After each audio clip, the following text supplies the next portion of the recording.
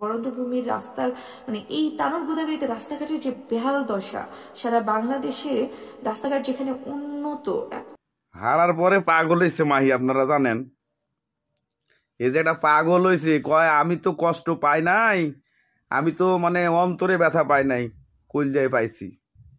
তানোর গোদাগাড়ির রাস্তাঘাট গরুর গাড়ি চলে না। ওর বাড়ি চাঁপাইনবাবগঞ্জে আদার জঙ্গলে। ও তানোর গোদাগাড়ির ও কি জানে কোন জায়গায় কি হয়েছে। ও ঢাকায় সিনেমা করে, নাচে আর কোদে। তানোর গোদাগাড়ির রাস্তাঘাট নাই, ওরে কইছে কেটা? ওর বাড়ি চাঁপাইনবাবগঞ্জ, রানের বাড়ির থেকে ভোট করে ফুটানি মারে। হাইরে গেলে কই পাগলে কয় নাকি আর ছাগলে খাই নাকি। হ্যাঁ, তো এই ঘটনা হয়েছে তার। সে এখন বর্তমান মেন্টালের পক্ষে আছে।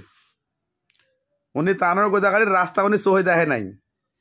তানোর গোদাগাড়ি যা করে থিয়ে গেছে, এইগুলা যদি মেরামত করতে ঠিক মতন করে, তারও 100 বছর কোনো কিছু চাওয়া লাগবে না। আরও হুতাশে ঝড়ে বক মারে, হারার পরে মানে আউলাই গেছে, তার মাথা ঠিক নাই, ব্রেন ঠিক নাই। সে আবাল তাবাল বকতেছে। এ আবাল তাবাল বকা বন্ধ করিয়া যদি কাজ করার ইচ্ছা থাকে, তাহলে এলাকায় যাইয়া আগে 2 বছর সময় দিতে হবে। যেমন গোলাম রব্বানী, সে গত 5 বছর ধরে সময় দিচ্ছে। সে সিটি কর্পোরেশনের চেয়ারম্যান ছিল, আপনাদের জানতে হবে।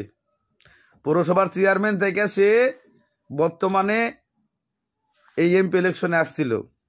তারপরে সে এত ভোট পাইছে, প্রতিদ্বন্দ্বী করছে। আর উনি উড়ে আইসা জড়িয়া বসে না, উনি ভোট চাই। উনি ভোট পাওয়ার যোগ্যই তো না। যে আসলে তানোর গোদাগাড়ির রাস্তাঘাট সম্বন্ধে যার কোনো অভিজ্ঞতাই নাই, সে কিসের ভোট করবে?